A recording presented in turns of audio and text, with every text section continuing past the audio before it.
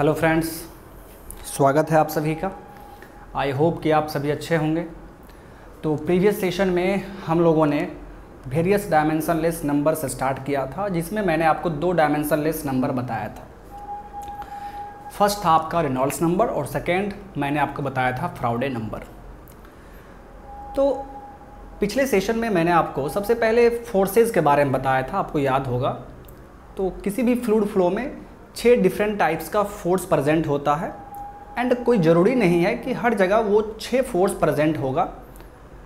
कहीं पर 2 force present हो सकता है, कहीं पर 4 फोर्स प्रेजेंट हो सकता है। तो जितने भी फोर्स प्रेजेंट हों, हमें उसमें बस वो फोर्स देखना है जो फोर्स डोमिनेटिंग नेचर का होता है।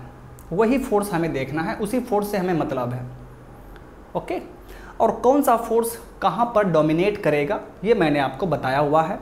ठीक है, मान लीजिए कि पाइप फ्लो हो रहा है तो वहाँ पर विस्कस फोर्स डोमिनेट हो सकता है, डोमिनेट कर सकता है, या प्रेशर फोर्स डोमिनेट कर सकता है। वो क्वेश्चन पर डिपेंड करेगा। मैंने बताया था आपको, यदि ओपन सरफेस फ्लो है तो वहाँ पर ग्रेविटी फोर्स डोमिनेट करेगा। कहीं पर कैपिलरी एक्शन के बारे में बात किया जा रहा है तो वहाँ पर सरफेस टेंशन फोर्स डोमिनेट करेगा। यदि सिस्टम को कंप्रेस किया जा रहा है तो वहाँ पर इलास्टिक फोर्स डोमिनेट करेगा। तो ये सब चीज़ मैंने आपको बताया था। तो आपको फोर्स और नंबर दोनों ही सीक्वेंस से याद रखना है, तो फिर आपको किसी भी तरह का प्रॉब्लम यहाँ पर नहीं होगा। ओके, चलिए अब हम लोग बात करते हैं यूलर्स नंबर। तो यूलर्स नंबर किसका रेशियो होगा ये आप जानते हैं। यूलर्स नंबर ये होता है inertia force divide bye inertia force divide bye. ठीक है, याद कीजिए मैंने आपको फ्राउडे नंबर में क्या बताया था, inertia force divide by gravity force. और ग्रेविटी फोर्स के बाद कौन सा फोर्स आता है तो आप जानते हैं प्रेशर फोर्स। तो inertia force divide by pressure force, इसी रेशियो को हम क्या कहेंगे, यूलर नंबर। लेकिन यहाँ पर क्या होगा, स्क्वायर रूट होगा, स्क्वायर रूट होगा। ठीक है, सिर्फ रेनॉल्ड्स नंबर में स्क्वायर रूट नहीं होता है, बाकी सभी में स्क्वायर रूट होगा। So Euler number is equal to inertia force divide by pressure force. तो अब यहाँ पर देखिए Euler number is equal to क्या होगा, इनर्शिया फोर्स क्या था जी, रो ए भी स्क्वायर, प्रेशर फोर्स क्या था, P इंटू एल स्क्वायर।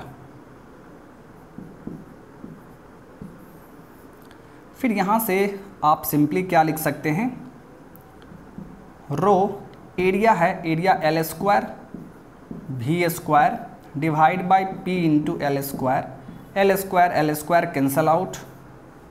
तो यहाँ से आपका भी बाहर आ जाएगा, या रहने दीजिए भी स्क्वायर ऊपर रहने दीजिए और इस रो को नीचे ले आइए तो क्या हो जाएगा, P by rho square root. So Euler number will be equal to v square, और यहाँ पे स्क्वायर रूट है तो भी बाहर आ जाएगा, divide by square root of P by rho. यही है माय डियर यूलर्स नंबर का फॉर्मूला। फ्राउडे नंबर में कौन सा फॉर्मूला आया था, Froude number is equal to V divide by under root L into जी।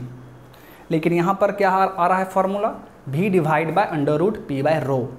ये हो गया आपका यूलर्स नंबर।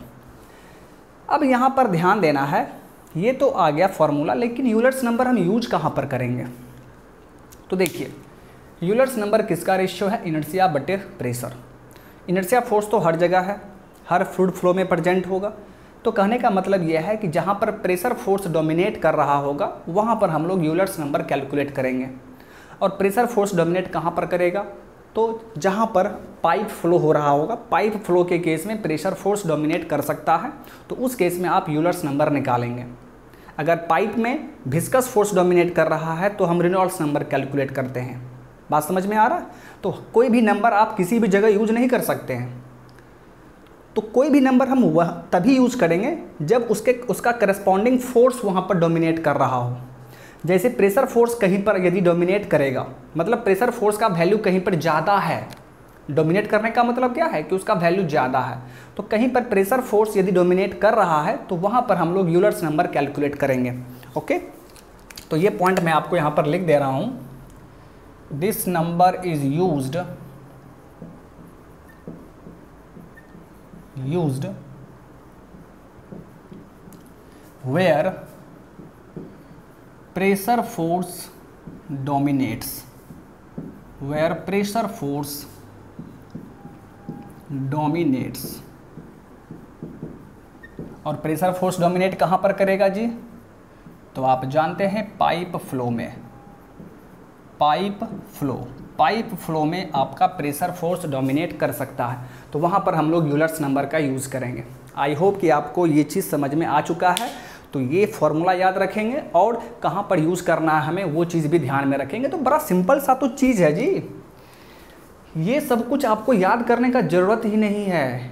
यदि आप फोर्स को सीक्वेंस में याद रखेंगे और नंबर को सीक्वेंस में याद रखेंगे तो आप कोई भी नंबर यदि पूछेगा तो उस नंबर का फॉर्मूला क्या होगा, किस फोर्स का रेशियो होगा, ये आपको पता रहेगा।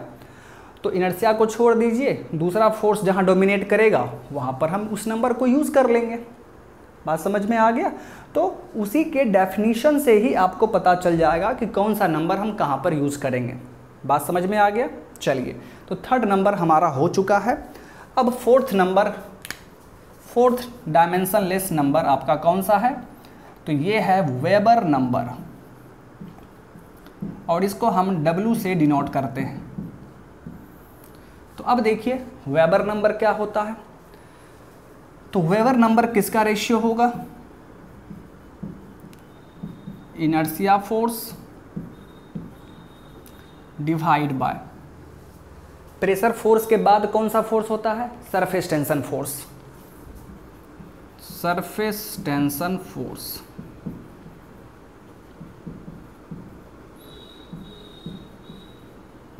ओके, और फिर स्क्वायर रूट कर दीजिए, यानी my dear friend inertia force divide by surface tension force का स्क्वायर रूट, यही है हमारा वेबर नंबर। अब देखिए, so Weber number is equal to, यदि हम इसका फॉर्मूला निकालना चाहें तो इनर्शिया फोर्स को क्या लिखेंगे? हम लोग लिख देंगे rho area into V square divide by surface tension force क्या हो जाएगा? Sigma into L. फिर यहाँ से देखिए रो एरिया को आप एल स्क्वायर लिखेंगे, rho into L square V square divide by sigma into L.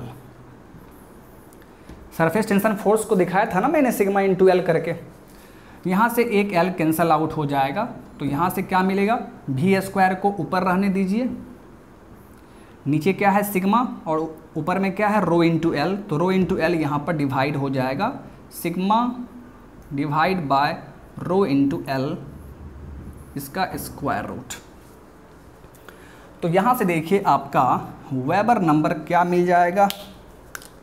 So Weber number is equal to V square है तो V divide by under root sigma by rho L, यही formula हो गया आपका Weber number का।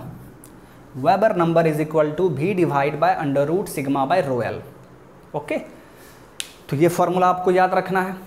पहले तो आपको ये याद रखना है, फिर फॉर्मूला याद करना है, फिर उसके बाद ये ध्यान में रखना है कि वेबर नंबर का यूज़ हम कहाँ पे करेंगे। तो माय डियर फ्रेंड, तो आप आसानी से बोल सकते हैं कि सर जहाँ पर सरफेस टेंशन फोर्स डोमिनेट करेगा वहाँ पर हम वेबर नंबर का यूज़ करेंगे। अब सवाल आता है कि सरफेस टेंशन फोर्स डोमिनेट कहाँ करेगा, किस कंडीशन में या कहाँ पर सरफेस टेंशन फोर्स का वैल्यू ज़्यादा होगा, डोमिनेट करेगा? तो आप क्या बोलेंगे? सर कैपिलरी एक्शन में सरफेस टेंशन फोर्स का वैल्यू ज़्यादा आएगा, मतलब डोमिनेट करेगा, और वहाँ पर हम लोग वेबर नंबर का यूज़ करेंगे। ठीक है, तो आप यहाँ पर क्या लिखेंगे? दिस नंबर इज यूज्ड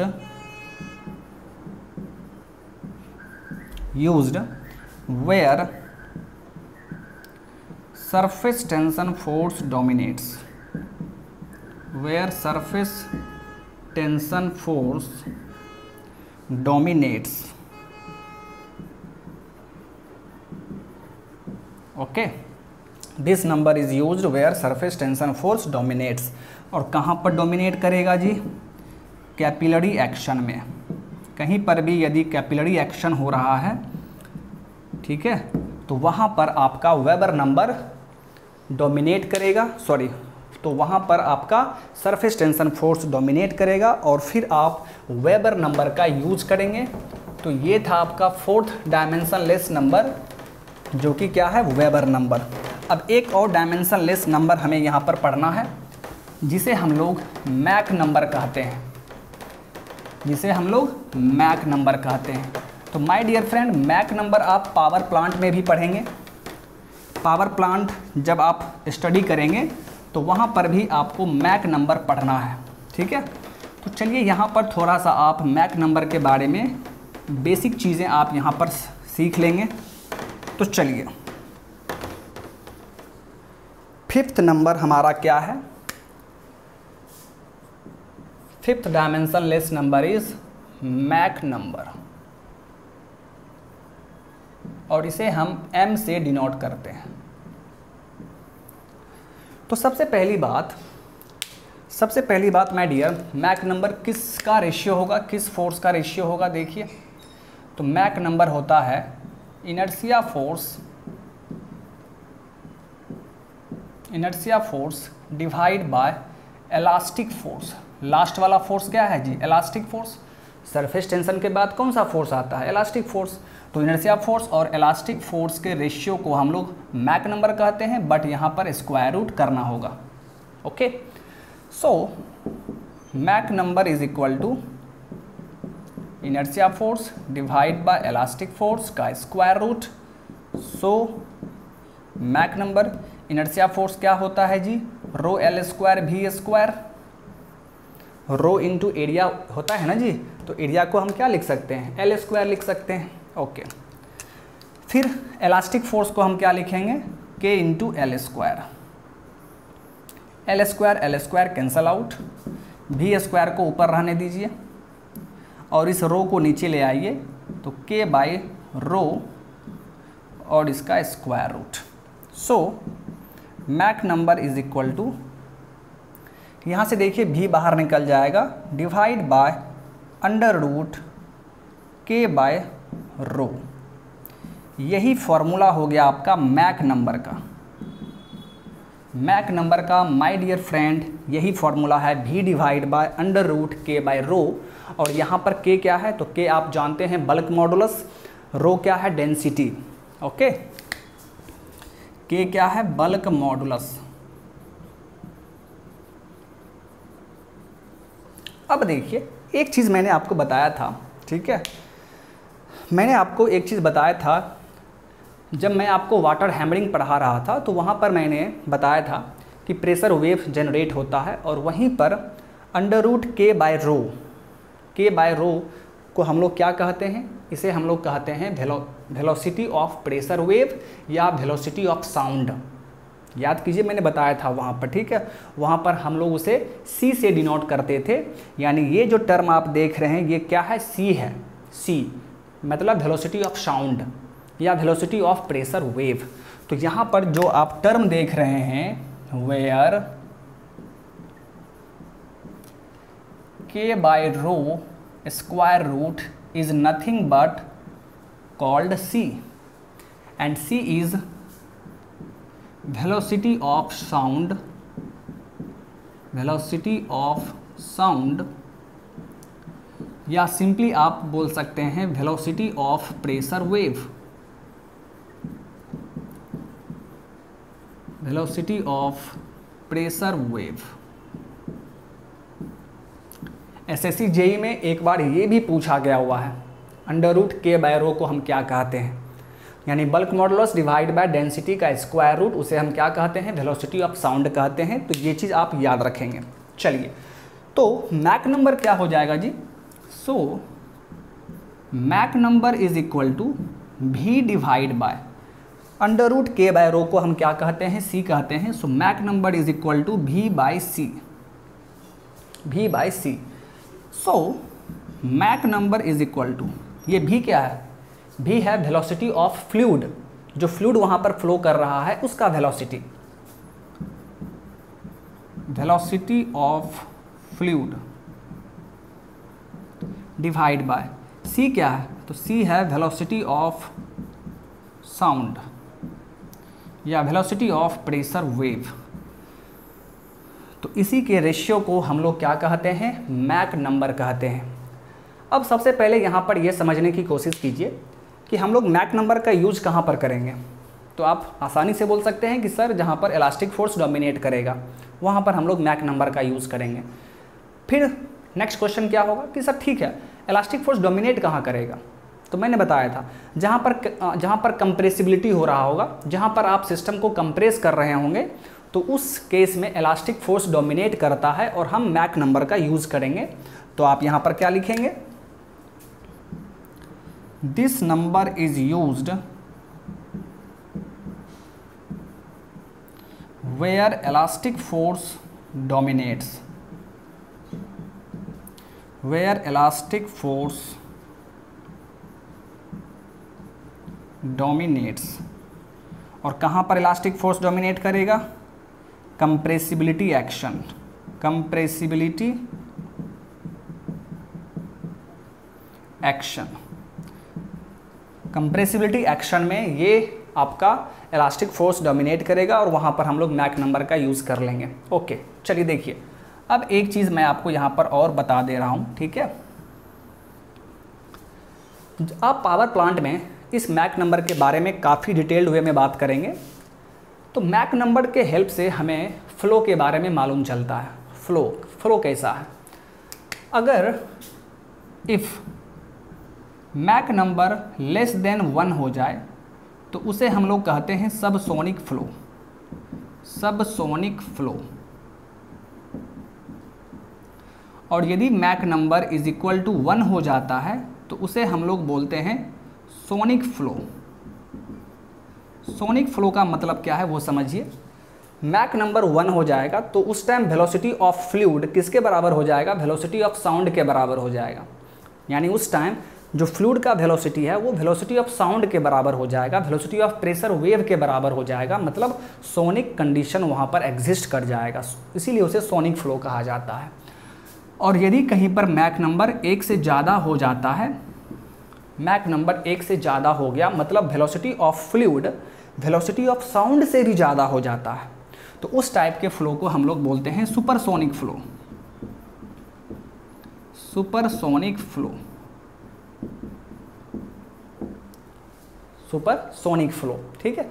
और जब मैक नंबर लेस देन 1 है तो उस time velocity of fluid velocity of sound से कम रहता है, तो उस टाइप के फ्लो को हम लोग सबसोनिक फ्लो कहते हैं। लेकिन माय डियर, भले ही मैंने आपको ये बता दिया है, लेकिन ये किसके लिए है, ये है कंप्रेसिबल फ्लूइड के लिए, गैस के लिए, कंप्रेसिबल फ्लूइड के लिए ये चीज़ मैंने बताया है, ठीक है। लेकिन हम लोग फ्लूइड मैकेनिक्स पढ़ रहे हैं, यहाँ पर हमारा फ्लूइड क्या है, इनकॉम्प्रेसिबल फ्लूइड होता है, लिक्विड। तो लिक्विड के लिए मैक नंबर कितना होगा, आपके माइंड में ये सवाल चल रहा होगा कि सर ठीक है ये तो आपने कंप्रेसिबल फ्लूइड का बता दिया, लेकिन हम तो पढ़ रहे हैं इनकॉम्प्रेसिबल फ्लूइड। तो लिक्विड के लिए यानी इनकॉम्प्रेसिबल फ्लूइड के लिए मैक नंबर का वैल्यू लेस देन 0.3 होता है। अगर मैक नंबर लेस देन 0.3 हो जाए तो उसे हम लोग इनकॉम्प्रेसिबल फ्लो कहेंगे, इनकॉम्प्रेसिबल फ्लो। आई होप कि आपको ये सब कुछ अच्छे से समझ में आ गया होगा, ठीक है। चलिए अब यहाँ पर एक और चीज़ मैं आपको बता दे रहा हूँ, ठीक है, आप ध्यान देंगे। Mach number is equal to क्या है, square root of inertia force divide by elastic force. अब इसमें स्क्वायर रूट रहता है, लेकिन एक ऐसा नंबर है जिसको हम लोग काउची नंबर कहते हैं। ध्यान देंगे आप, काउची नंबर, काउची नंबर, इसे हम लोग सी से डिनोट करते हैं। तो Cauchy number is equal to inertia force divide by elastic force होता है। Cauchy number is equal to क्या होता है, inertia force by elastic force. इसमें स्क्वायर रूट नहीं होगा, जब स्क्वायर रूट लगा देंगे तो फिर मैक नंबर हो जाएगा। तो कहने का मतलब यह है कि Mach number is equal to क्या होगा, square root of Cauchy number. Cauchy number के वैल्यू को जब हम स्क्वायर रूट करेंगे तो हमें मैक नंबर मिल जाएगा, ठीक है, तो ये एक एक्स्ट्रा पॉइंट है, आप इसे याद रख सकते हैं। ठीक है, हो सकता है कि आपके एग्ज़ाम में पूछ दिया जाए। तो ये था my dear 5 different dimensionless number. I hope कि आपको ये पांचों डायमेंशनलेस नंबर में किसी भी तरह का कोई प्रॉब्लम नहीं है, और काफ़ी इम्पॉर्टेंट है ये सभी नंबर्स। जितने भी टाइप का मैंने आपको फोर्स बताया है, नंबर बताया है, ये सभी को आपको सीक्वेंस वाइज याद रखना है। अगर सीक्वेंस वाइज याद रखते हैं तो फिर आपको याद करने में भी दिक्कत नहीं होगा और कभी भी किसी भी तरह का कन्फ्यूज़न नहीं होगा। सबसे बड़ी बात है कन्फ्यूज़न नहीं होगा। अगर आप सीक्वेंस वाइज याद नहीं करते तो हो सकता था कि जहाँ पे ग्रेविटी फोर्स आप पुट करते वहाँ पर आप प्रेशर फोर्स पुट कर देंगे। बात समझ में आ रहा? चलिए, ये तो हो गया। अब हम लोग इसके आगे, अब हमारा जो नेक्स्ट यहाँ पर टॉपिक है वो है सिमिलिट्यूड। ठीक है, मॉडलिंग एंड सिमिलिट्यूड। ध्यान से देखेंगे आप, काफ़ी इम्पॉर्टेंट है। Modelling and similitude.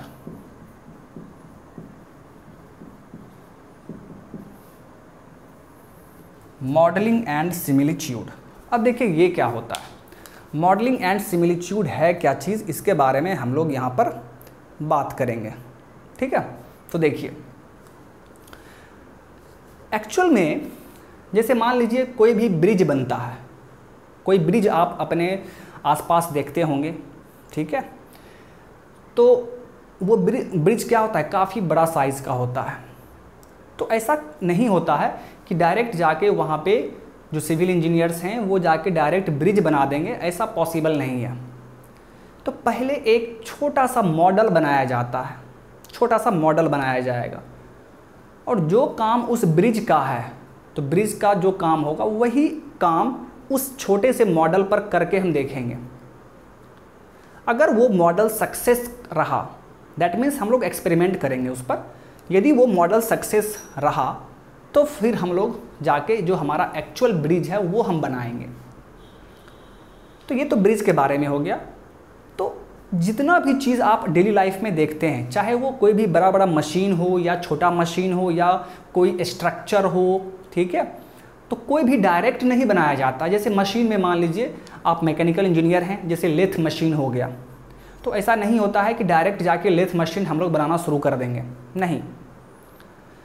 पहले हम लोग एक छोटा सा लेथ मशीन बनाएंगे, और लेथ मशीन का जो काम है मशीनिंग करना, तो वही सेम मशीनिंग हम लोग इस छोटे वाले मॉडल जो लेथ बनाए हैं उस पर हम लोग मशीनिंग करके देखेंगे।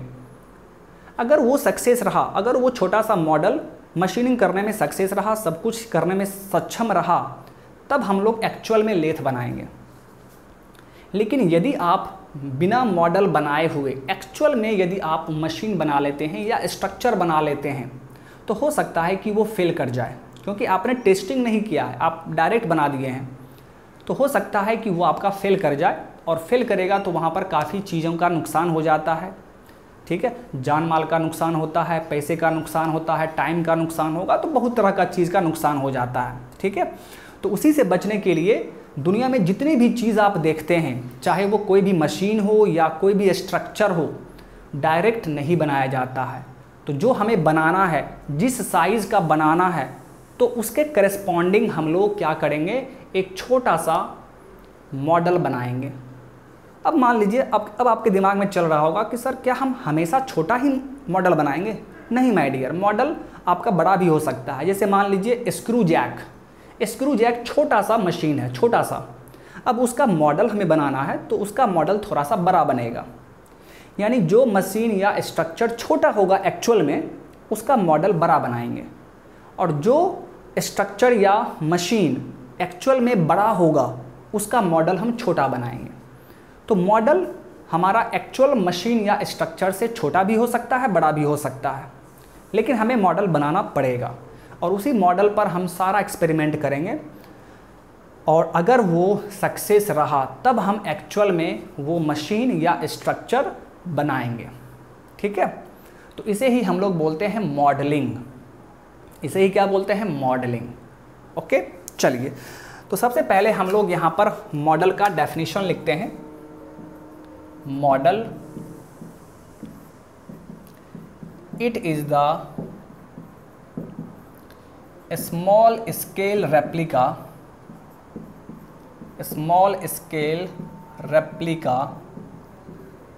of the actual structure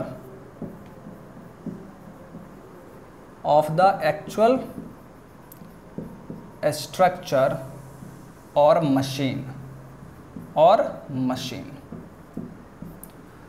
और जो एक्चुअल स्ट्रक्चर या मशीन है एक्चुअल में, उसे हम बोलते हैं प्रोटोटाइप।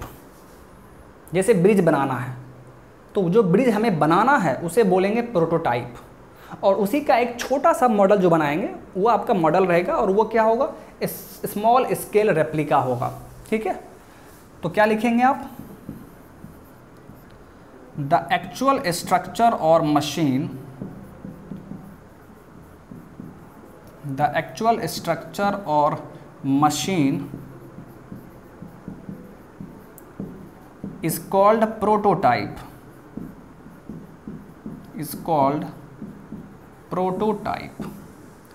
तो दो नाम यहाँ पर आप देख पा रहे हैं, एक तो आपका मॉडल और एक क्या है, प्रोटोटाइप। ओके, चलिए, बहुत ही अच्छी बात है माय डियर। अब यहाँ पर थोड़ा सा समझना है, तो मॉडलिंग तक का तो मतलब आप समझ गए होंगे। अब यहाँ पर एक वर्ड है सिमिलीट्यूड। इसका क्या मतलब है?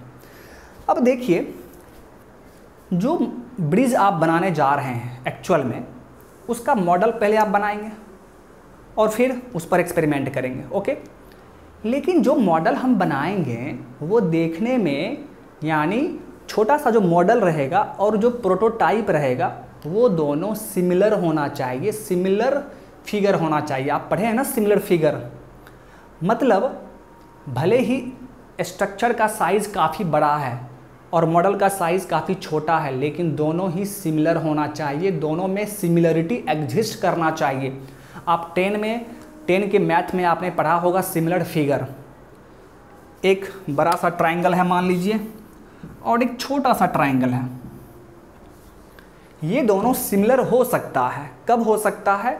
जब ये साइड डिवाइड बाय ये साइड का जो वैल्यू होगा, उसी तरह ये साइड डिवाइड बाय ये साइड, और फिर ये साइड डिवाइड बाय ये साइड, जब ये रेशियो सेम हो जाएगा तो हम बोलते हैं कि ये दोनों फिगर सिमिलर फिगर है। बात समझ में आ रहा है? मतलब कोई भी दो फिगर सिमिलर, कोई भी दो ट्रायंगल सिमिलर तभी हो सकता है जब उसके साइड का रेशियो सेम हो जाए, तभी तो बोलेंगे। वही चीज़ है यहाँ पर भी। ये मान लीजिए फॉर एग्जांपल, ये मान लीजिए कोई स्ट्रक्चर है, आपको ऐसा स्ट्रक्चर बनाना है एक्चुअल में, तो हम क्या करेंगे, एक मॉडल बनाएंगे छोटा सा, और इसी पर हम एक्सपेरिमेंट करेंगे। अगर ये सक्सेस कर गया तो फिर हम ये बना लेंगे, तब फिर हम जाके ये एक्चुअल में बना लेंगे। लेकिन जो ये हम मॉडल बनाएंगे, वो मॉडल माय डियर इसी के सिमिलर होना चाहिए। ऐसा नहीं हो सकता है कि ये आपका ऐसा है और आप जो मॉडल बना रहे हैं वो सिमिलर नहीं बना रहे हैं। मान लीजिए आपने ऐसा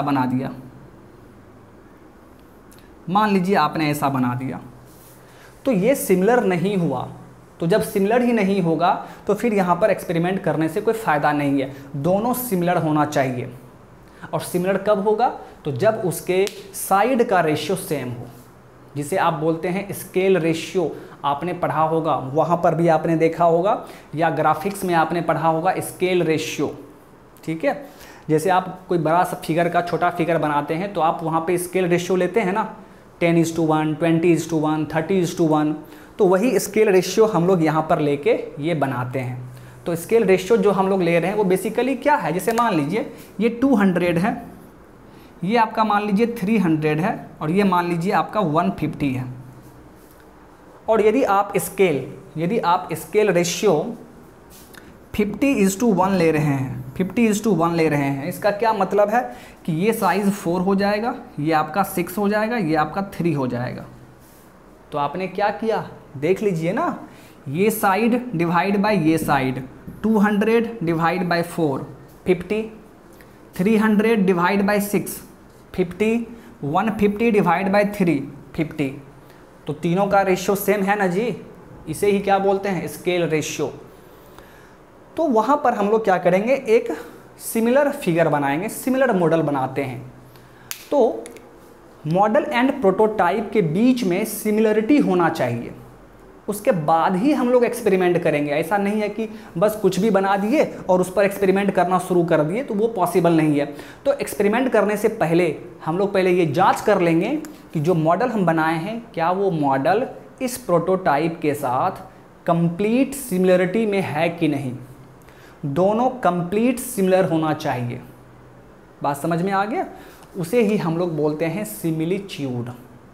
ओके, तो अगर मॉडल एंड प्रोटोटाइप दोनों में कंप्लीट सिमिलरिटी हो चुका है, दोनों कंप्लीट सिमिलर है, उसके बाद ही हम लोग यहाँ पर एक्सपेरिमेंट करना शुरू करेंगे। आई होप कि अब आपको ये चीज़ क्लियर हो चुका है। ठीक है, तो चलिए अब हम लोग यहाँ पर सिमिलिट्यूड के बारे में बात करते हैं। ओके, ध्यान देंगे आप लोग, बहुत ही इंपॉर्टेंट चीज़ है माय डियर। तो इस चीज़ को हम लोग देख लेते हैं। देखिए,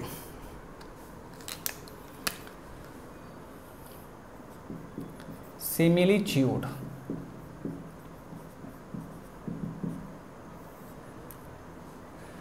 both model and prototype, both model and prototype should be in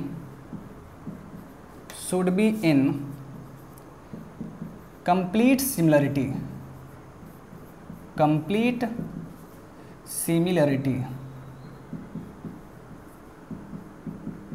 okay, and for complete similarity,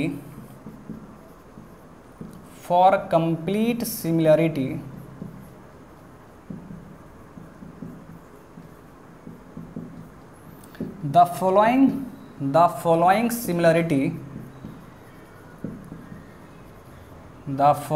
similarity must exist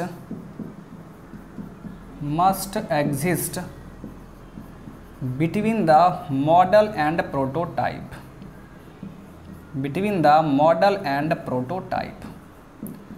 अब हमें कंप्लीट सिमिलरिटी चाहिए, दोनों model and prototype complete similar होना चाहिए। तो उसके लिए कुछ कंडीशन है। ठीक है, तो क्या लिखा है मैंने? द फॉलोइंग सिमिलरिटी, कुछ सिमिलरिटी वहाँ पर दोनों के बीच में एग्जिस्ट करना चाहिए, तभी हम लोग बोलेंगे कि ये दोनों कंप्लीट सिमिलर है। जैसे कि फर्स्ट, ज्योमेट्रिक सिमिलरिटी,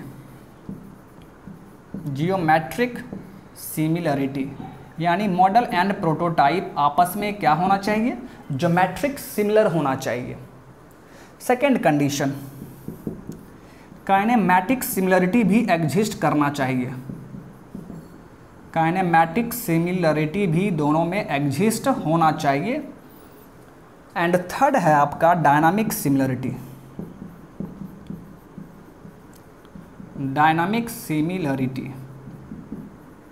ये तीनों कंडीशन यदि एग्जिस्ट हो रहा है तभी हम लोग बोलेंगे कि मॉडल एंड प्रोटोटाइप हमारा क्या है? कंप्लीट सिमिलरिटी है, कंप्लीट सिमिलर है। बात समझ में आ गया? चलिए, सबसे पहले हम लोग ज्योमेट्रिक सिमिलरिटी चेक करते हैं। जैसे मॉडल बनाएंगे तो पहले हम लोग ज्योमेट्रिक सिमिलरिटी चेक करेंगे। अगर ज्योमेट्रिक सिमिलर है मॉडल एंड प्रोटोटाइप, उसके बाद हम चेक करेंगे काइनेमैटिक सिमिलरिटी को। ऐसा नहीं है कि आप डायरेक्ट पहले इसको चेक कर लीजिएगा, नहीं, पहले ज्योमेट्रिक सिमिलर होना चाहिए। ज्योमेट्रिक का मतलब क्या है? डायमेंशन। ज्योमेट्रिक देखिए, नाम से मैं आपको कितनी बार बोल चुका हूँ कि नाम से ही सब कुछ क्लियर हो जाएगा आपको। कह रहा है ज्योमेट्रिक सिमिलरिटी मतलब मॉडल एंड प्रोटोटाइप का डायमेंशन, यदि वहाँ पर डायमेंशन का रेशियो अगर सेम है तो फिर उसे हम बोलेंगे ज्योमेट्रिक सिमिलरिटी। और जैसे ही वो हो चुका है, वो एग्जिस्ट कर गया है, उसके बाद हम चेक करेंगे काइनेमैटिक सिमिलरिटी। और काइनेमैटिक से हम लोग क्या समझते हैं? वेलोसिटी या एक्सेलरेशन। तो फिर अब अगर वेलोसिटी और एक्सेलरेशन का रेशियो भी सेम है तो उसे हम क्या बोल देंगे? Kinematic similarity. और जब ये एग्जिस्ट कर जाएगा उसके बाद हम तीसरा सिमिलरिटी चेक करेंगे, डायनामिक सिमिलरिटी। और डायनामिक का मतलब क्या होता है? फोर्स। हमें वहाँ पर फोर्स कंसिडर करना होगा।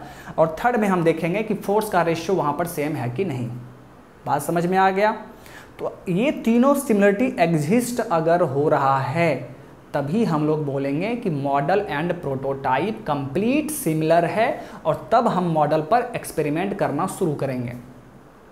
यदि इन तीनों में से कोई दो हो रहा है लेकिन एक नहीं हो पा रहा है, तो फिर कंप्लीट सिमिलरिटी दोनों में एग्जिस्ट नहीं कर रहा है, तो हमें फिर से कोशिश करना पड़ेगा। ओके, चलिए, बहुत ही अच्छी बात है माय डियर।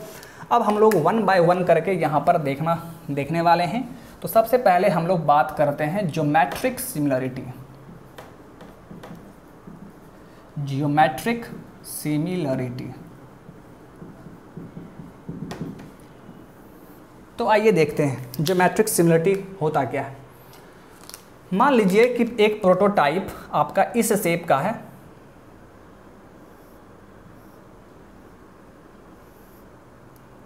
मान लीजिए कि एक प्रोटोटाइप है, आपको इस तरह का कोई शेप बनाना है।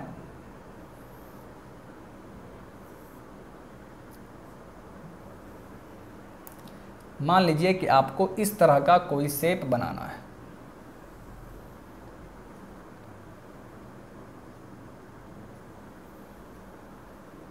ओके, तो ये हो गया आपका प्रोटोटाइप। एक्चुअल में हमें ऐसा बनाना है, so this is called prototype. ये हो गया आपका पी, प्रोटोटाइप। इसका देखिए लेंथ को हम बोलेंगे LP, लेंथ ऑफ प्रोटोटाइप। ये हो गया विड्थ ऑफ प्रोटोटाइप, और ये हो गया थिकनेस ऑफ प्रोटोटाइप। हमें ये बनाना है, लेकिन हम क्या करेंगे, हम तो इसका मॉडल हम क्या बनाएंगे, छोटा सा बनाएंगे। ये बड़ा है, अगर एक्चुअल में हमारा जो स्ट्रक्चर होगा वो अगर बड़ा होगा तो मॉडल क्या होगा, छोटा होगा, ठीक है। और अगर प्रोटोटाइप आपका छोटा है तो मॉडल हम बड़ा बनाएंगे। तो आइए अब इसका बनाते हैं, मॉडल बनाते हैं माय डियर।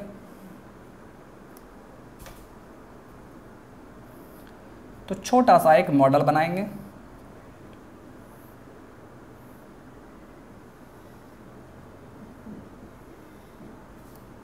ये आपका मॉडल है, M model.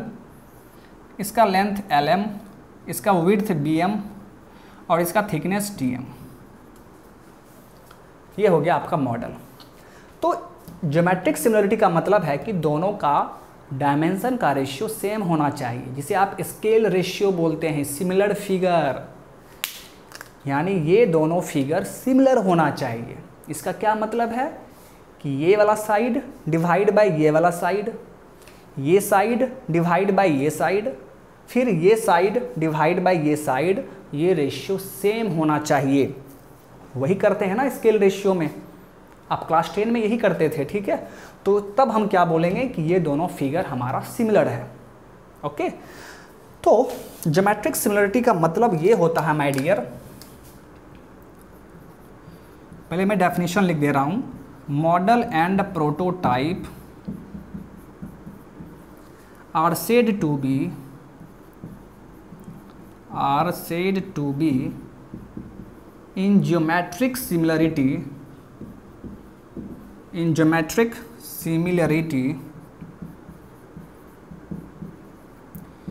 if the ratio of dimensions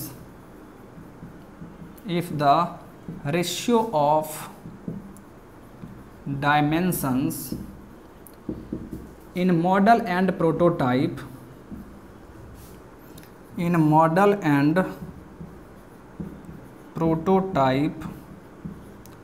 is same। अगर डायमेंशन का रेशियो मॉडल एंड प्रोटोटाइप में सेम है, that means model and prototype आपका ज्योमेट्रिक सिमिलर है, ठीक है। तो ये पहला कंडीशन दोनों के बीच में होना चाहिए।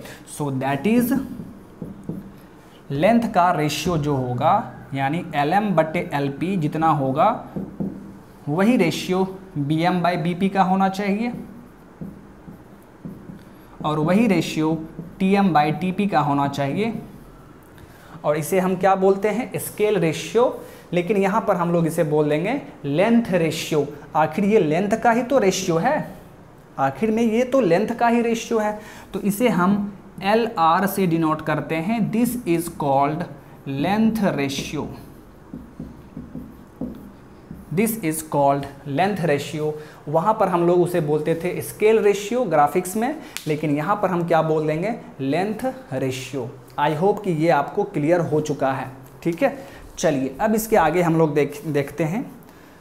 तो लेंथ रेशियो तो आपको समझ में आ गया। अब यदि मैं आपसे यहाँ पूछूं कि एरिया रेशियो क्या होगा, देखिए अगर लेंथ रेशियो या सिंपली आप ये बोलें कि डायमेंशन का रेशियो अगर सेम है, मतलब ये दोनों ज्योमेट्रिक सिमिलर है। तो अगर एरिया रेशियो आपसे पूछा जाए तो एरिया रेशियो आप क्या लिखेंगे, एरिया रेशियो, और इसको हम लोग लिखेंगे ए आर से। तो ये क्या हो जाएगा, area of model divide by area of prototype. तो यहाँ पर एरिया निकालिए, मॉडल का एरिया। अब आप बोलेंगे कि सर यहाँ पर तो डिफरेंट फेज है, इसका एरिया लें या इसका एरिया लें या इसका एरिया लें। तो बाबू कोई भी एरिया आप ले लीजिए। अगर आप यहाँ पर ये वाला एरिया ले रहे हैं तो प्रोटोटाइप में भी करस्पॉन्डिंग एरिया लेना पड़ेगा।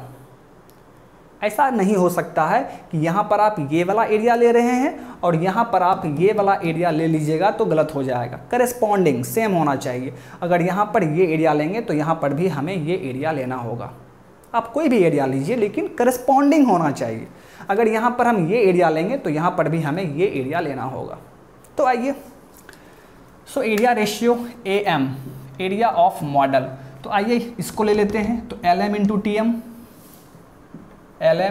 TM, area of prototype LP into TP।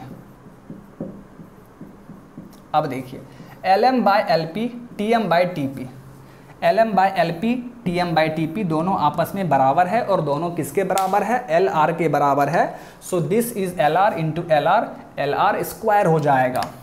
So area ratio will be LR square.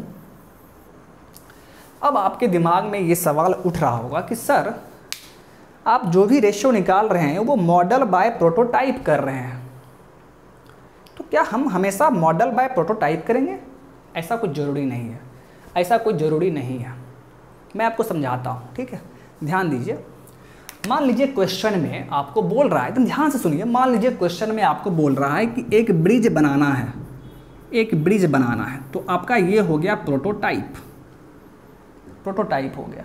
फिर इसका मॉडल जो बनाएंगे, इसका मॉडल, तो ब्रिज बोल दिया तब तो एक चीज़ श्योर हो गया ना कि मॉडल छोटा सा होगा, क्योंकि ब्रिज तो बड़ा होता है तो उसका मॉडल छोटा होगा। मतलब ये हुआ कि मॉडल का जो लेंथ होगा वो काफ़ी कम होगा किससे, लेंथ ऑफ प्रोटोटाइप से। अब यदि क्वेश्चन में आपको स्केल रेशियो या लेंथ रेशियो जो बोलिए, अगर स्केल रेशियो मान लीजिए क्वेश्चन में आपको बोल रहा है कि 25:1 है, 25:1 है, तो बताइए, तो यहाँ पे हम LM बाय LP लिखेंगे या LP बाय LM लिखेंगे? 25 है, 25/1 है, तो क्या ये LM बाय LP हो सकता है? नहीं, क्योंकि मॉडल का लेंथ कम है। तो LM बाय LP अगर लिखेंगे तो LM तो काफ़ी कम है, तो ये वैल्यू तो लेस देन 1 होना चाहिए। लेकिन यहाँ बोल रहा है कि 25, तो इसका साफ मतलब है कि ये स्केल रेशियो वो क्या सोच के बोल रहा है, वो ये सोच के बोल रहा है कि LP बाय LM 25/1। तो ये इस तरह आप सोचिए तो फिर कोई भी दिक्कत नहीं होगा, ठीक है। तो बस मैंने यहाँ पर मॉडल बाय प्रोटोटाइप कर दिया है, तो उससे आप कंफ्यूज मत होइए। तो क्वेश्चन के पढ़ के, क्वेश्चन के अकॉर्डिंग आपको समझ में आ जाएगा कि वहाँ पर कौन सा रेशियो होगा। बात समझ में आ गया? चलिए, उसी तरह यहाँ पर वॉल्यूम रेशियो क्या हो जाएगा? अगर वॉल्यूम रेशियो के बारे में बात किया जाए, VR, तो आप क्या लिखेंगे? फिर वही चीज़, वॉल्यूम रेशियो है तो यहाँ पर तो कोई फेज से मतलब है नहीं, तो क्या लिखेंगे आप? Volume of model divide by volume of prototype. Volume को क्या लिखेंगे? LM BM TM divide by LP BP TP। और ये सभी आपस में, ये रेशियो जो है वो सभी आपस में क्या है? बराबर है, LR। So volume ratio will be LR का पावर 3। ओके, तो इस तरह हम लोग एरिया रेशियो और वॉल्यूम रेशियो निकाल लेते हैं। चलिए अब इसके आगे देख लेते हैं एक और पॉइंट। मैंने क्या बताया, नोट करके देख लीजिए। मैंने आपको बताया है कि मॉडल में बी स्मॉलर और बिगर देन प्रोटोटाइप। बात समझ में आ गया? तो ये था माय डियर फ्रेंड आपका ज्योमेट्रिक सिमिलरिटी। आइए अब हम लोग काइनेमैटिक सिमिलरिटी के बारे में बात कर लेते हैं। ठीक है, ज्योमेट्रिक सिमिलरिटी में हमें जितना पॉइंट देखना था वो हमने देख लिया। ओके, आई होप कि आपको ये अच्छे से समझ में आ गया होगा। काइनेमैटिक सिमिलरिटी का मतलब क्या है कि अब यहाँ पर हमें वेलोसिटी और एक्सेलरेशन देखना पड़ेगा। ठीक है, हमें अब यहाँ पर वेलोसिटी एंड एक्सेलरेशन देखना होगा। Okay, now second similarity is kinematic similarity. अब देखिए काइनेमैटिक सिमिलरिटी में क्या आएगा, वेलोसिटी और एक्सेलरेशन आएगा। तो काइनेमैटिक सिमिलरिटी हम तभी चेक करेंगे जब ज्योमेट्रिक सिमिलरिटी एग्जिस्ट कर रहा हो। तो अब आप क्या कीजिए, एक पॉइंट एज्यूम कर लीजिए, यहाँ पर एक पॉइंट ले लीजिए 1। तो जहाँ पर पॉइंट लिए हैं वहीं करस्पॉन्डिंग उसी जगह पर यहाँ पर भी लेना होगा, करस्पॉन्डिंग प्लेस पे। तो ये पॉइंट यहाँ पर है, तो मान लीजिए कि ये पॉइंट यहाँ मिलेगा, दिस इज़ पॉइंट 1। तो ये 1 पॉइंट किसके लिए है, मॉडल के लिए। ये 1 पॉइंट किसके लिए है, प्रोटोटाइप के लिए। तो हमें करस्पॉन्डिंग पॉइंट लेना है। ऐसा कभी मत कीजिएगा कि एक पॉइंट यहाँ पर मार्क किए हैं और इसमें हम लोग यहाँ पर दूसरा एक पॉइंट मार्क कर देंगे, तो वो करस्पॉन्डिंग पॉइंट नहीं हुआ। हमें करस्पॉन्डिंग पॉइंट लेना है। तो काइनेमैटिक सिमिलरिटी तभी होगा जब यहाँ पर इस पॉइंट पर जो वेलोसिटी है और फिर इस पॉइंट पर जो वेलोसिटी है, ओके, फिर दूसरा पॉइंट कोई हम यहाँ पर एज्यूम कर लेंगे, तो वहाँ पर भी अगर वेलोसिटी का रेशियो उतना ही आ रहा है तो हम बोलेंगे कि ये दोनों काइनेमैटिक सिमिलर है। तो आइए पहले मैं इसका स्टेटमेंट लिख दे रहा हूँ। Model and prototype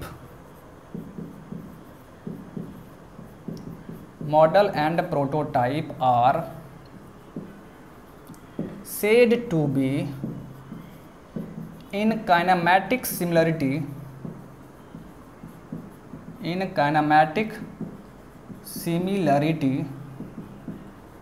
if ratio of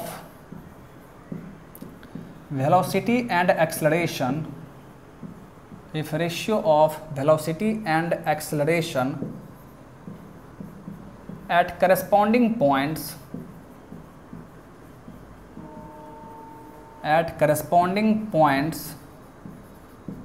are same and for kinematic similarity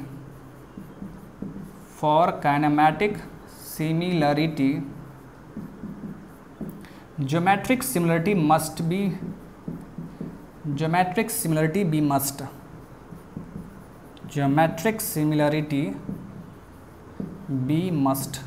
geometric similarity होना ही चाहिए। देखिए तो क्या कह रहा है कि model and prototype kinematic similar होगा जब वेलोसिटी एंड एक्सेलरेशन का रेशियो करस्पॉन्डिंग पॉइंट पर सेम हो जाए। कहने का मतलब ये है कि देखिए velocity at 1 point in model divide by velocity at 1 point in prototype is equal to, एक दूसरा पॉइंट ले लीजिए, मान लीजिए velocity at 2 point in model divide by velocity at 2 point in prototype. अगर ये रेशियो सेम हो रहा है, कोई दूसरा पॉइंट ले लीजिए ना, एक पॉइंट यहाँ पर भी मार्क कर लेंगे, एक पॉइंट यहाँ पर भी मार्क कर लेंगे। दिस इज पॉइंट 2 मॉडल के लिए, दिस इज पॉइंट 2 प्रोटोटाइप के लिए। तो अगर दोनों पॉइंट पर वेलोसिटी का रेशियो दोनों जगह सेम हो रहा है तो हम लोग बोलेंगे कि मॉडल एंड प्रोटोटाइप हमारा क्या है, काइनेमैटिक सिमिलर है। ठीक है, उसी तरह एक्सेलरेशन का रेशियो भी सेम होना चाहिए। मतलब ये और ये पॉइंट करस्पॉन्डिंग पॉइंट है, ये और ये करस्पॉन्डिंग पॉइंट है, तो यहाँ का वेलोसिटी डिवाइड बाय यहाँ का वेलोसिटी, और फिर यहाँ का वेलोसिटी डिवाइड बाय यहाँ का वेलोसिटी, अगर दोनों सेम आ रहा है that means model and prototype आपका काइनेमैटिक सिमिलर है। अब हम बात करेंगे dynamic similarity.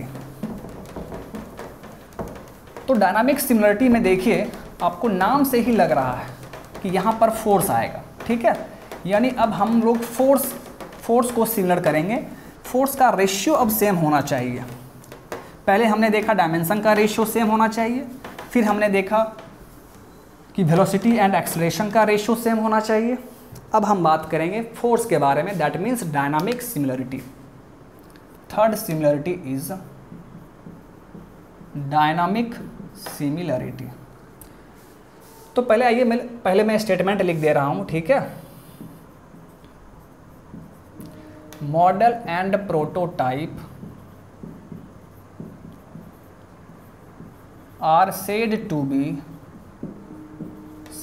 to be in dynamic similarity if ratio of forces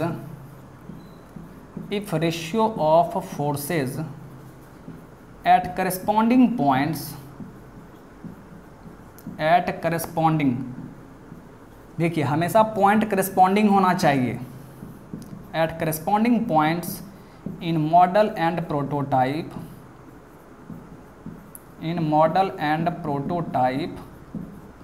are same, तभी हम लोग बोलेंगे कि मॉडल एंड प्रोटोटाइप हमारा क्या है, हमारा कंप्लीट सिमिलर है। बात समझ में आ रहा है, ठीक है। आई होप कि आप ये अच्छे से समझ चुके हैं। तो चलिए अब यहाँ पर हम लोग देख लेते हैं, ध्यान देंगे आप। क्या कह रहा है? कह रहा है रेशियो ऑफ फोर्सेस, फोर्स का रेशियो सेम होना चाहिए। तो ध्यान दीजिए यहाँ पे। तो आपने दो पॉइंट लिया है, एक पॉइंट यहाँ पर, एक पॉइंट यहाँ पर। तो इसी दोनों फोर्स पर हम लोग कंसीडर करते हैं।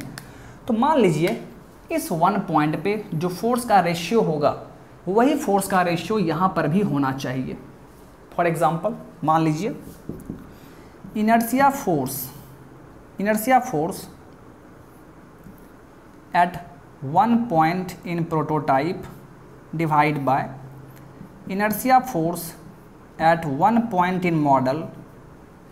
यानी वन पॉइंट पे देखिए दोनों में इनर्शिया फोर्स का जो रेशियो है वही रेशियो मान लीजिए विस्कस फोर्स का भी है at one point in prototype divide by viscous force at one point in model.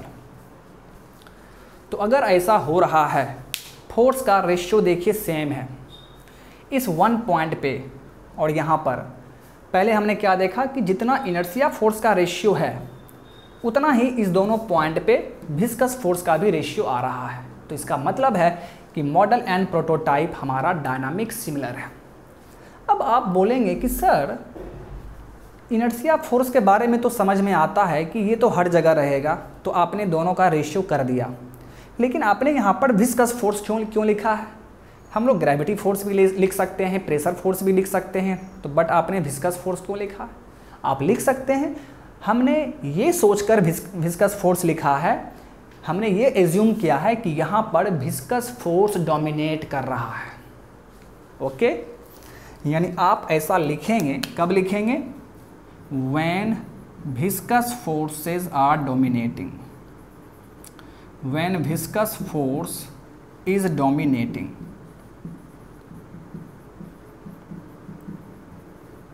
बात समझ में आ रहा है? जब विस्कस फोर्स डोमिनेट करेगा तब हम लोग इनर्शिया फोर्स का रेशियो बराबर विस्कस फोर्स का रेशियो एट करस्पॉन्डिंग पॉइंट्स लिखेंगे। अगर कहीं पर ग्रेविटी फोर्स डोमिनेट कर रहा है तो क्या लिखेंगे आप? इनर्शिया फोर्स का ratio divide by gravity force का ratio at the corresponding points. अगर प्रेशर फोर्स डोमिनेट करेगा तो प्रेशर फोर्स लिखेंगे। सिंपल सा बात है, समझ में आ गया? तो अगर ऐसा हो रहा है, ये दोनों डायनामिक सिमिलरिटी में होगा, लेकिन कब? तो अगर मान लीजिए यहाँ पर विस्कस फोर्स डोमिनेट कर रहा है तो करस्पॉन्डिंग पॉइंट पर इनर्शिया फोर्स का जो रेशियो होगा वही विस्कस फोर्स का रेशियो होना चाहिए। आइए अब इसके आगे बात करते हैं। तो यहाँ से देखिए ये क्या है, 1 पॉइंट इन प्रोटोटाइप, यहाँ पर भी क्या है 1 पॉइंट इन प्रोटोटाइप। तो इसको उठा के हम यहाँ रखेंगे और इसको उठा के यहाँ पे रखेंगे। आइए देखिए, inertia force at 1 point in prototype divide by viscous force at 1 point in prototype is equal to, ये यहाँ पर आएगा inertia force at 1 point in model divide by viscous force at 1 point in model. ऐसा लिखेंगे ना जी। Okay चलिए अब यहाँ पर लिखते हैं inertia force by viscous force, inertia force by viscous force at 1 point in prototype. तो इसको हम ऐसा लिख सकते हैं at 1 point and is equal to inertia force by viscous force at 1 point in model. ऐसा लिख सकते हैं। अब देखिए इनर्शिया फोर्स और विस्कस फोर्स को हम क्या कहते हैं, रेनॉल्ड्स नंबर कहते हैं। So Reynolds number at 1 point in prototype is equal to Reynolds number at 1 point in model. तो इसे हम लोग बोलते हैं रेनॉल्ड्स मॉडल लॉ। यानी अगर ये रेनॉल्ड्स मॉडल लॉ यहाँ पर मिल रहा है हमें, तो इसका मतलब है कि दोनों डायनामिक सिमिलर है। तो डायनामिक सिमिलरिटी शो करने के लिए, डायनामिक सिमिलरिटी चेक करने के लिए हम लोग डायमेंशनलेस नंबर को भी इक्वेट कर देते हैं। ठीक है, क्योंकि यहाँ से आपने ये देखा तो हमने यहाँ से क्या किया, सिंप्लीफाई करके हमें ये मिल गया। यानी अगर वहाँ पर अगर मॉडल एंड प्रोटोटाइप में विस्कस फोर्स डोमिनेट कर रहा होगा, एकदम ध्यान से सुनिए, काफ़ी इंटरेस्टिंग चीज़ है। अगर मॉडल एंड प्रोटोटाइप में आप ये देख पा रहे हैं कि विस्कस फोर्स डोमिनेट कर रहा है, तो जब विस्कस फोर्स डोमिनेट करता है तो वहाँ पे कौन सा नंबर आता है, रेनॉल्ड्स नंबर। तो इसका मतलब ये है माय डियर कि रेनॉल्ड्स, इसका मतलब ये है कि दोनों डायनामिक सिमिलर तभी होगा, डायनामिक सिमिलर, जब रेनॉल्ड्स नंबर का वैल्यू एट दिस पॉइंट वही वैल्यू यहाँ पर भी होना चाहिए। यानी प्रोटोटाइप में 1 पॉइंट पे जो रेनॉल्ड्स नंबर होगा उतना ही रेनॉल्ड्स नंबर मॉडल में भी उस पॉइंट पर होना चाहिए। तो हम बोल देंगे कि ये दोनों डायनामिक सिमिलर है। बात समझ में आ गया। तो आप क्या लिखेंगे, तो आप लिखेंगे this is Reynolds model law, Reynolds model law. और यहाँ पर कंक्लूजन क्या है, तो कंक्लूजन ये है कि various dimensionless numbers are equated for maintaining dynamic similarity,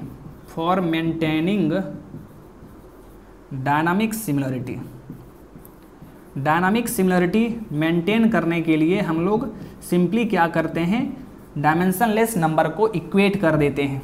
वही तो हम कर रहे हैं। और कैसे करेंगे, तो बस ये चीज़ ध्यान रखना है कि कौन सा फोर्स डोमिनेट कर रहा है। तो इस केस में हमने क्या किया था, विस्कस फोर्स को डोमिनेट माना था, तो हमें रेनॉल्ड्स मॉडल लॉ मिल गया। अब सोचिए अगर कहीं पर ग्रेविटी फोर्स डोमिनेट कर रहा होगा, तो यहाँ पर हम ग्रेविटी फोर्स का रेशियो लिखेंगे।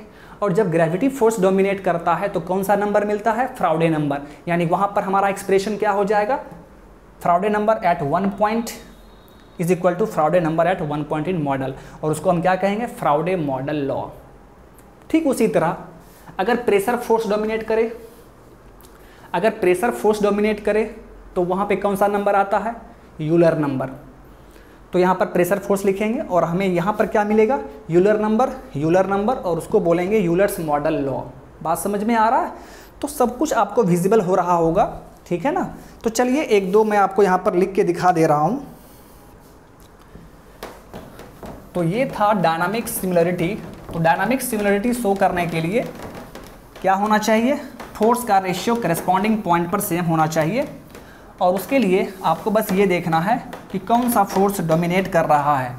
जो फोर्स डोमिनेट कर रहा होगा यानी वही नंबर वहाँ पर यूज़ होगा। तो आप डायरेक्ट आप मॉडल लॉ यूज़ कर लेंगे।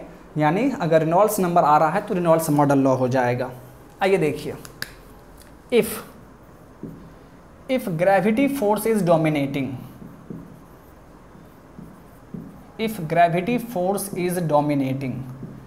अगर ग्रेविटी फोर्स डोमिनेट कर रहा होगा, और ग्रेविटी फोर्स डोमिनेट कहाँ पे करता है? ओपन सरफेस फ्लो में, या स्पिलवेज में, या टोइंग ऑफ शिप में, या रिवर में, तो कोई भी एग्जाम्पल दिया हो क्वेश्चन में तो आप समझ जाएंगे कि वहाँ पर ग्रेविटी फोर्स डोमिनेट कर रहा है। और जब ग्रेविटी फोर्स डोमिनेट करता है तो वहाँ पे हमारा फ्राउडे नंबर आएगा, यानी फ्राउडे मॉडल लॉ मिलेगा हमें। ओके, आइए देखिए, तो जब ग्रेविटी फोर्स डोमिनेट करेगा, सो फॉर डायनामिक सिमिलरिटी, तो डायनामिक सिमिलरिटी होने के लिए, मॉडल एंड प्रोटोटाइप में डायनामिक सिमिलरिटी होने के लिए आप क्या लिखेंगे? यानी inertia force at one point in prototype divide bye inertia force at one point in model. तो इनर्शिया फोर्स का रेशियो किसके बराबर होना चाहिए? ग्रेविटी फोर्स के बराबर होना चाहिए। बात समझ में आ रहा है? फिर यहाँ पर वही चीज़, ये यहाँ पर ले आएंगे। So inertia force at one point, gravity force is equal to inertia force at one point in model divide by gravity force at one point in model। यहाँ से देखिए, inertia by gravity force at one point in prototype, inertia force divide by gravity force at one point in model। तो इसको हम क्या कह देंगे जी? देखिए, इनर्शिया फोर्स और ग्रेविटी फोर्स के रेशियो को हम क्या कहते हैं? फ्राउडे नंबर कहते हैं। अब आप बोलेंगे कि सर आपने तो वहाँ स्क्वायर रूट बोला था, यहाँ तो स्क्वायर रूट है ही नहीं। तो माय डियर, स्क्वायर रूट अगर है भी तो स्क्वायर कर देंगे तो इतना ही तो मिलेगा, या सिंपल सा मतलब है आप यहाँ पे दोनों तरफ स्क्वायर रूट कर दीजिए, तो क्या फ़र्क पड़ जाएगा? कोई फ़र्क तो पड़ेगा नहीं। ठीक है, तो ये बराबर क्या हो जाएगा आपका? ये हो गया आपका Froude number for one point in prototype must be equal to Froude number at one point in model. तो अगर ऐसा हो रहा है that means model and prototype dynamic similar है, और इसे हम लोग बोलते हैं Froude model law. Froude model law. तो मैंने आपको 2 करके दिखा दिया है, बाकी का 3 आप कर सकते हैं खुद से। थर्ड में क्या होगा? अगर प्रेशर फोर्स डोमिनेट करेगा तो वहाँ पर हमें क्या मिलेगा? Euler number, Euler model law मिलेगा। ओके, फिर देखिए सरफेस टेंशन फोर्स डोमिनेट करेगा तो हम वहाँ पे हमें वेबर मॉडल लॉ मिलेगा, यानी weber number for one point in prototype, weber number for one point in model, दोनों सेम होना चाहिए, और उसे हम क्या बोलेंगे? Weber model law. फिर लास्ट में जब इलास्टिक फोर्स डोमिनेट करेगा तो वहाँ पर हमें क्या मिलेगा? Mach model law. बात समझ में आ रहा है? तो इस तरह हम लोग वहाँ पर करते हैं। तो सिर्फ हमें ये देखना होता है कि कौन सा फोर्स डोमिनेट कर रहा है। तो जो फोर्स डोमिनेट करता है माय डियर फ्रेंड, ठीक है, बस आप क्या करेंगे? वहाँ पर वही नंबर यूज़ कर लेंगे, ठीक है, और उसे हम लोग मॉडल लॉ कह देंगे। ठीक है, उसे हम क्या कह देंगे? Model law. और फिर मॉडल एंड प्रोटोटाइप के बीच में डायनामिक सिमिलरिटी एग्जिस्ट कर जाएगा। बात समझ में आ रहा है? चलिए हम लोग 1-2 क्वेश्चन भी यहाँ पर करेंगे तो फिर आपको सब कुछ क्लियर हो जाएगा। आइए, तो आपका सिमिलरिटी भी कंप्लीट हो चुका है। सिमिलरिटी में हमें जितना भी पढ़ना था वो हमने पढ़ लिया। अब यहाँ पर जल्दी से हम लोग 2 क्वेश्चन कर लेते हैं। ठीक है, आइए, पहला क्वेश्चन ये है, ध्यान से देखेंगे आप। For Froude model law, for Froude model law, Froude model law के लिए find the velocity ratio and discharge ratio, find the velocity ratio and discharge ratio.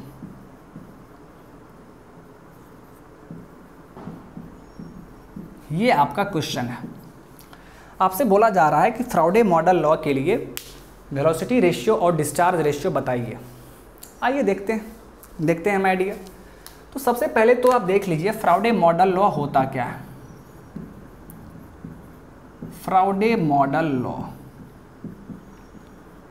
तो ये आप जानते हैं, Froude number for model will be equal to Froude number for prototype, दोनों same होना चाहिए। फ्राउडे नंबर का फॉर्मूला क्या है जी? v/√Lg for model must be equal to v/√Lg for prototype. अब देखिए, जहाँ पर हम लोग, ये अभी रुक जाइए, तो पहले इसको आप अच्छे से लिखिए। तो Vm divide by √Lm into √Gm divide by is equal to Vp divide by √Lp into √Gp। अब देखिए, जब भी आपका कोई प्रोटोटाइप होगा और आप उसका मॉडल बनाएंगे तो उसी जगह पर ना बनाएंगे जी। जैसे मान लीजिए आपका प्रोटोटाइप पटना में है, ठीक है, तो मॉडल भी तो पटना में ही रह के बनाएंगे या पटना से हट के ही बनाएंगे, तो जी का वैल्यू तो चेंज होगा नहीं। मेरे कहने का मतलब ये है कि ऐसा तो पॉसिबल नहीं है कि हमारा एक्चुअल मशीन या स्ट्रक्चर अर्थ पे है और हम उसका मॉडल जाके चंद्रमा पे बना रहे हैं। ऐसा तो हम नहीं करेंगे। ऐसा करेंगे तभी तो हमारा जी का वैल्यू चेंज होगा, लेकिन ऐसा हम क्यों करेंगे? तो इसका मतलब ये है कि जहाँ पर हम लोग टेस्टिंग करेंगे वहाँ पर जी का वैल्यू दोनों के लिए सेम होगा। ओके, सो देख लीजिए, so Vm divide by √Lm is equal to Vp divide by √Lp। तो हमें वेलोसिटी रेशियो चाहिए, so Vm by Vp is equal to क्या हो जाएगा? √Lm by √Lp square root Lm by Lp। तो यहाँ से देखिए, Vm बाई Vp को हम क्या कहते हैं? Vm बाई Vp को हम क्या कहेंगे? Velocity ratio. Lm by Lp को क्या कहेंगे? Length ratio. So Vm by Vp is velocity ratio is equal to square root length ratio. तो ये आपको याद रखना है, ठीक है। फ्राउडे मॉडल लॉ के लिए वेलोसिटी रेशियो क्या होगा माय डियर? तो ये हो जाएगा square root of length ratio, ठीक है। चलिए, अब हमें डिस्चार्ज रेशियो भी चाहिए। सो डिस्चार्ज रेशियो QR बराबर क्या लिखेंगे आप? QM by QP। डिस्चार्ज बराबर क्या होता है? एरिया इंटू वेलोसिटी, यानी A into V for model divide by A into V for prototype is equal to area of model into velocity of model divide by area of prototype into velocity of prototype. Vm by Vp AM by AP।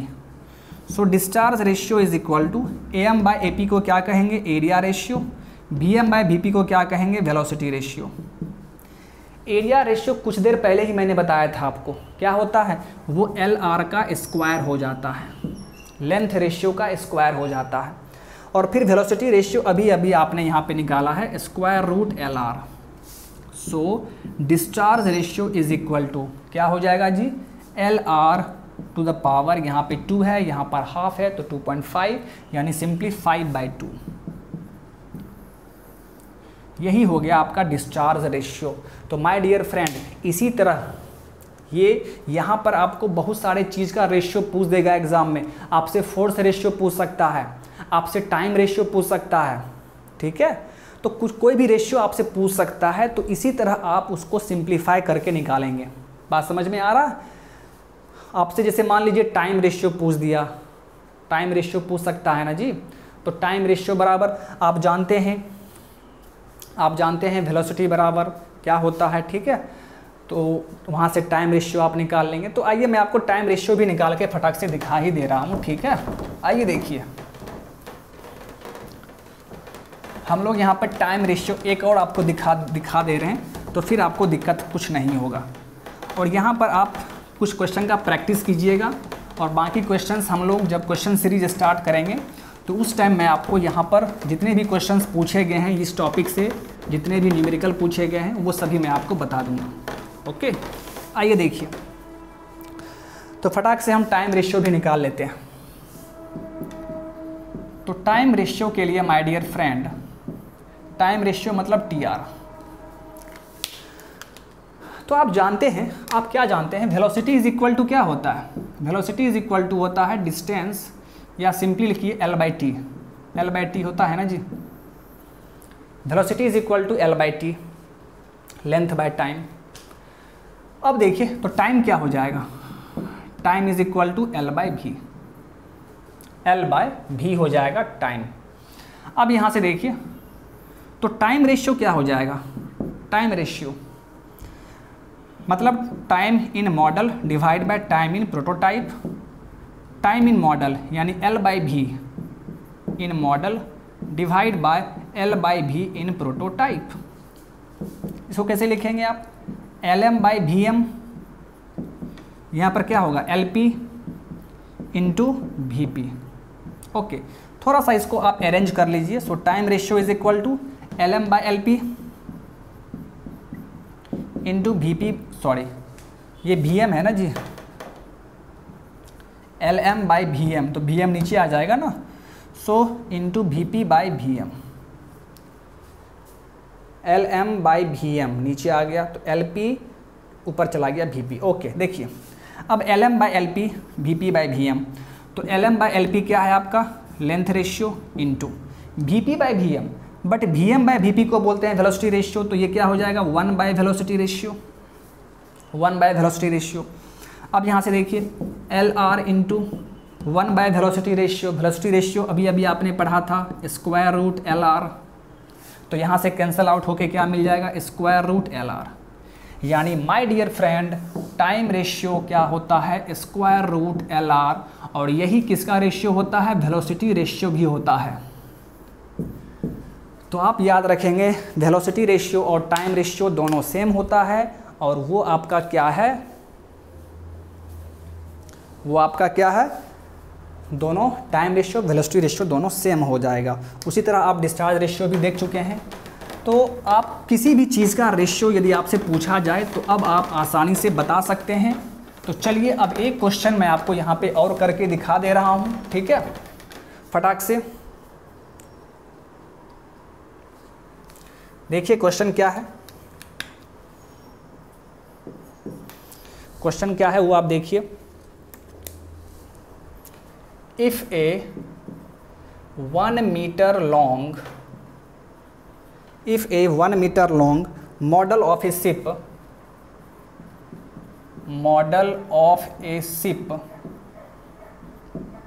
is towed at a speed of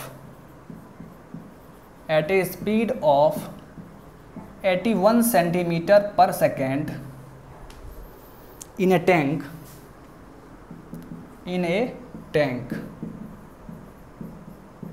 उसके बाद बोला जा रहा है to what speed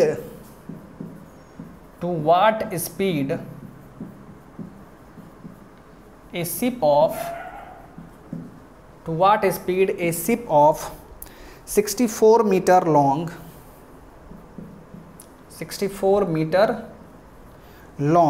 is to be towed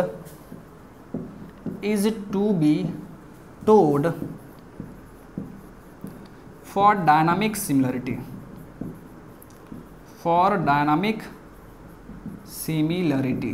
ये आपका question है, और ये ऑब्जेक्टिव क्वेश्चन है माय डियर, ये आपका एग्जाम में पूछा गया हुआ है। क्वेश्चन को ध्यान से पढ़िए, काफ़ी आसान क्वेश्चन है। कह रहा है कि एक मॉडल है, जहाज का एक मॉडल है जिसका लंबाई 1 मीटर है, इज टोड, उसको टोड कर रहे हैं, टोइंग ऑफ शिप हो गया ना ये। जैसे ही आप ये पढ़ेंगे कि ये टोइंग ऑफ शिप है, तो मैंने एग्जांपल बताया था, तो टोइंग ऑफ शिप है मतलब वहाँ पर ग्रेविटी फोर्स डोमिनेट कर रहा है, तो आपको मालूम चल गया।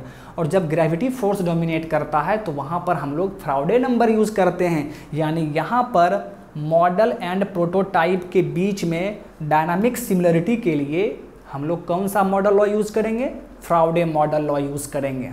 बस क्वेश्चन सॉल्व, बात समझ में आया, बस क्वेश्चन सॉल्व हो चुका है। देखिए अब यहाँ पर मॉडल है एंड प्रोटोटाइप है, कह रहा है मॉडल का लेंथ 1 मीटर है, तो लेंथ ऑफ मॉडल 1 मीटर, और उस मॉडल को हम टोड कर रहे हैं, मतलब उसका एक्सपेरिमेंट कर रहे हैं, कहाँ पे, समुद्र में, और किस स्पीड पे, 81 सेंटीमीटर पर सेकेंड, यानी velocity of model is 81 centimetre पर सेकेंड। अब कह रहा है, और टैंक में ना टोइंग टैंक उसको बोलते हैं, अब कह रहा है कि to what speed a ship of 64 metre long. अब कह रहा है कि ठीक है, तो 64 मीटर लंबा अगर जहाज होगा, तो ये तो आपका क्या है, एक्चुअल जहाज है, प्रोटोटाइप है ये, तो उसका लेंथ हमें दिया हुआ है 64 मीटर। सो प्रोटोटाइप का लेंथ हो गया 64 metre.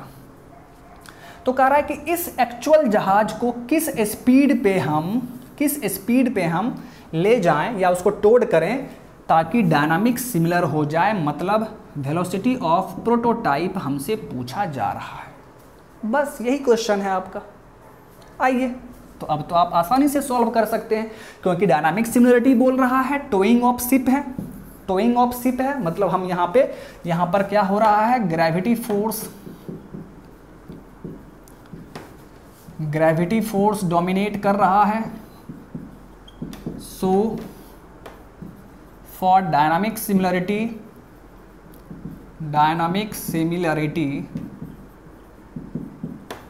फ्राउडे model law is used. Froude model law हम लोग यूज करेंगे,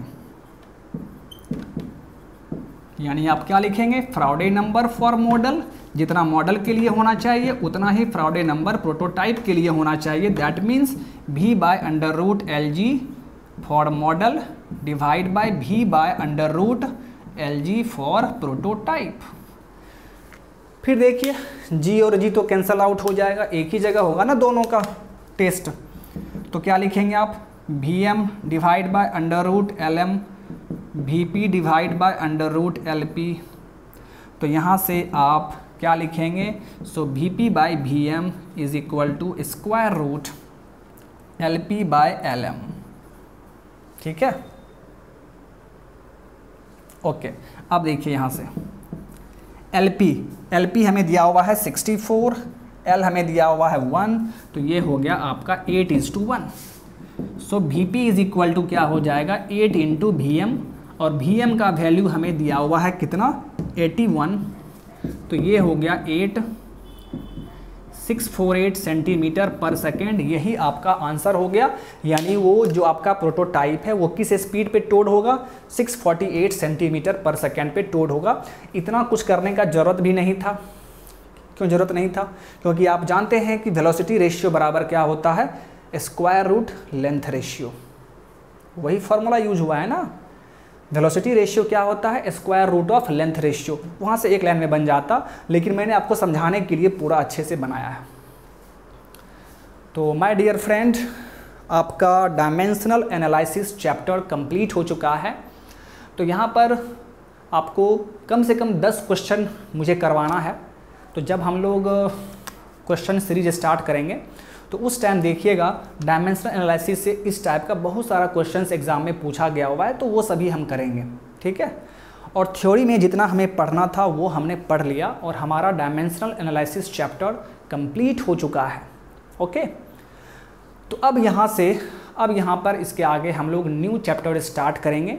ओके, अब देखिए आपका फ्लूइड मैकेनिक्स में अब आपका 2 चैप्टर और बचा हुआ है, तो उसके बाद आपका फ्लूइड मैकेनिक्स कंप्लीट हो जाएगा।